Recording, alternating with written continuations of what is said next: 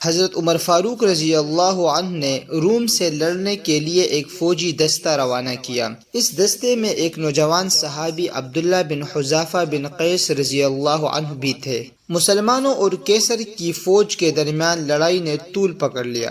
کیسر مسلمانوں کی بہادر اور ثابت قدمی پر حیران ہوا اور حکم دیا کہ مسلمانوں کا کوئی جنگی قیدی ہو تو حاضر کیا جائے۔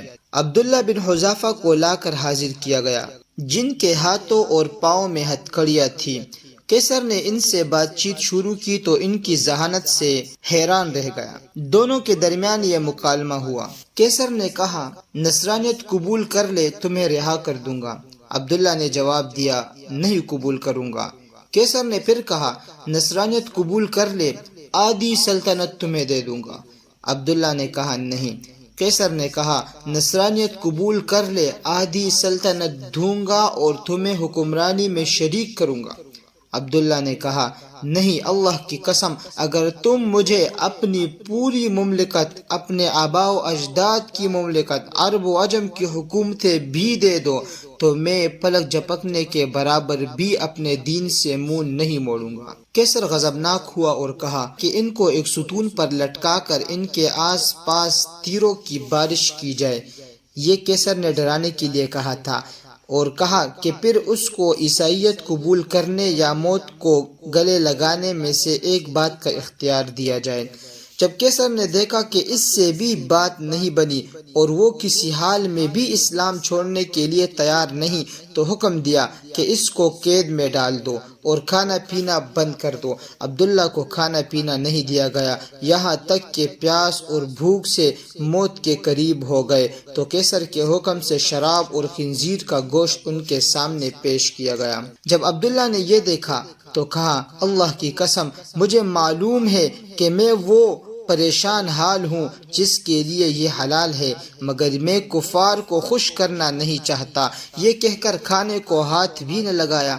یہ بات کیسر کو بتائی گئی تو اس نے عبداللہ کے لیے بہترین کھانا لانے کا حکم دیا۔ اس کے بعد ایک حسین و جمیل لڑکی کو ان کے پاس بھیجا گیا کہ ان کو چھیڑے اور فحاشی کا مظاہرہ کرے۔ اس لڑکی نے بہت کوشش کی مگر عبداللہ نے اس کی طرف کوئی توجہ نہیں کی اور اللہ تعالیٰ کے ذکر میں مشغول رہے۔ جب لڑکی نے یہ دیکھا تو غصے سے باہر چلی آئی اور کہا، تم نے مجھے کیسے آدمی کے پاس بھیجا؟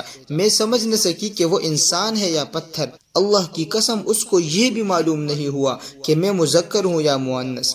جب کیسر کا ہر حربہ ناکام ہوا اور وہ عبداللہ کے بارے میں مایوس ہوا تو ایک پیتل کی دیگ منگوائی اور اس میں تیل ڈال کر خوب گرم کیا اور عبداللہ کو اس دیگ کے سامنے لایا اور ایک دوسرے مسلمان قیدی کو زنجیروں سے باندھ کر لایا گیا اور ان کو اٹھا کر اس ابلتے تیل میں ڈالا گیا، جن کی ایک چیخ نکلی اور دیکھتے ہی دیکھتے ان کی ہڈیاں الگ ہو گئی اور تیل کے اوپر تیرنے لگی۔ عبداللہ یہ سارا منظر دیکھ رہے تھے۔ اب ایک بار پھر کیسر عبداللہ کی طرف متوجہ ہوا اور نصرانیت قبول کرنے اور اسلام چھوڑنے کی پیشکش کر دی، مگر عبداللہ نے انکار کر دیا۔